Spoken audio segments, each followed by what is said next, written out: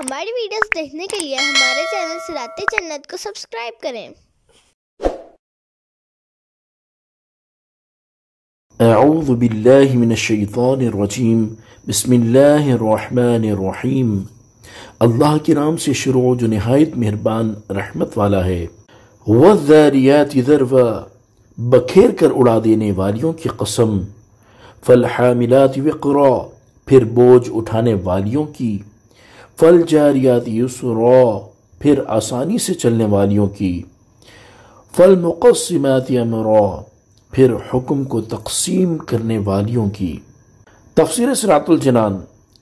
ان آیت کا خلاصہ یہ ہے کہ اللہ تعالیٰ نے پہلی آیت میں خاک وغیرہ کو بکھیر کر اڑا دینے والی ہواؤں کی قسم ارشاد فرمائی، دوسری آیت میں بارش کے پانی کا بوجھ اٹھانے والی بدلیوں اور گھٹاؤں کی قسم ارشاد فرمائی، تیسری آیت میں پانی پر آسانی کے ساتھ چلنے والی کشتیوں کی قسم ارشاد فرمائی، اور چوتھی آیت میں فرشتوں کی ان جماعتوں کی قسم ارشاد فرمائی جو اللہ تعالیٰ کے حکم سے بارش اور رزق وغیرہ تقسیم کرتی ہیں اور جنہیں اللہ تعالیٰ نے کائنات کا نظام چلانے پر مامور کیا ہے اور عالم کے نظام میں تصرف کرنے کا اختیار عطا فرمایا ہے۔ بعض مفسرین کا قول ہے کہ یہ تمام صفتیں ہواؤں کی ہیں کہ وہ خاک بھی اڑاتی ہے، بادلوں کو بھی اٹھائے پھرتی ہے، پھر انہیں لے کر سہولت کے ساتھ چلتی ہیں، پھر اللہ تعالیٰ کے شہروں میں اس کے حکم سے بارش کو تقسیم کرتی ہیں۔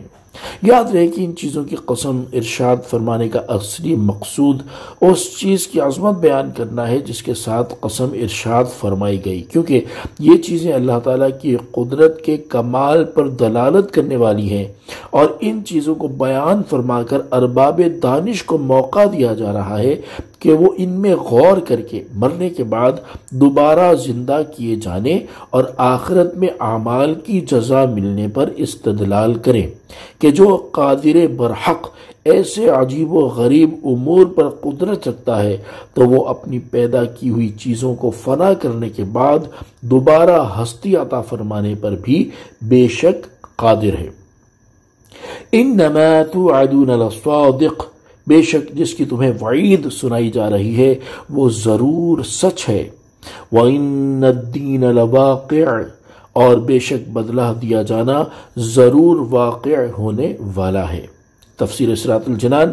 ان آیات کا خلاصہ یہ ہے کہ اللہ تعالیٰ نے ہواؤں، بدلیوں، کشتیوں اور فرشتوں کی قسم یاد کر کے ارشاد فرمایا کہ اے لوگوں، بے شک مرنے کے بعد زندہ کیے جانے اور اعمال کی جزا ملنے کی جس بات کا تم سے وعدہ کیا جا رہا ہے، عذاب کی جو وعید سنائی جا رہی ہے وہ ضرور سچ ہے اور اس میں جھوٹ کا امکان بھی نہیں، اور بے شک قیامت کے دن انصاف ضرور ہونا ہے اور حساب کے بعد نیک اور برے اعمال کا بدلہ ضرور ملنا ہے۔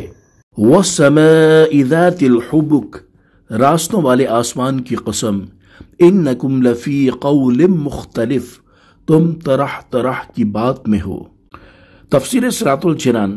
اس آیت کے آخری لفظ ذات الحبک کا ایک معنی ہے زینت والا اور دوسرا معنی ہے راستوں والا۔ ان دونوں معنی کے اعتبار سے ان آیات کا خلاصہ یہ ہے کہ اس حسن و جمال والے آسمان کی قسم جسے ہم نے ستاروں سے مزین فرمایا ہے، یا سیاروں کی گردش کے راستوں والے آسمان کی قسم، اے اہل مکہ، تم نبی کریم صلی اللہ تعالی علیہ وآلہ وسلم کی شان میں اور قرآن پاک کے بارے میں مختلف باتوں کے قائل ہو۔ کبھی رسول کریم صلی اللہ تعالی علیہ وآلہ وسلم کو جادوگر کہتے ہو، کبھی شاعر، کبھی کاہن اور کبھی مجنون کہتے ہو، معاذ اللہ۔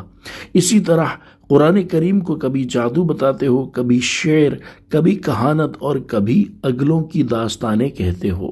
یؤفک عنہ من افک، اس قرآن سے وہی اوندھا کیا جاتا ہے جو اوندھا ہی کر دیا گیا ہو۔ تفسیر صراط الجنان۔ تاجدار رسالت صلی اللہ تعالی علیہ وآلہ وسلم کے زمانے کے کفار جب کسی کو دیکھتے کہ وہ ایمان لانے کا ارادہ کر رہا ہے تو اس کے پاس جا کر نبی کریم صلی اللہ تعالی علیہ وآلہ وسلم کے بارے میں کہتے کہ تم ان کے پاس کیوں جاتے ہو، وہ تو شاعر ہیں، جادوگر ہیں اور جھوٹے ہیں، معاذ اللہ۔ اور اسی طرح قرآن پاک کے بارے میں کہتے ہیں کہ وہ شعر ہے، جادو ہے اور جھوٹ ہے معاذ اللہ۔ تو اس آیت میں اللہ تعالیٰ اپنے حبیب صلی اللہ تعالیٰ علیہ وآلہ وسلم کو تسلی دیتے ہوئے ارشاد فرماتا ہے کہ اے پیارے حبیب صلی اللہ تعالیٰ علیہ وآلہ وسلم، آپ ان کی حرکتوں سے غمزدہ نہ ہوں، آپ پر اور اس قرآن پر ایمان لانے سے اسی کا منہ پھیر دیا جاتا ہے جس کی قسمت میں ہی ہدایت سے منہ پھیر دیا جانا ہو۔ جو ازل سے ہی محروم ہے وہی اس سعادت سے محروم رہتا ہے اور وہی بہکانے والوں کے بہکاوے میں آتا ہے۔ صلو علی الحبیب صلی اللہ تعالی علی محمد صلی اللہ تعالی علیہ وآلہ وسلم۔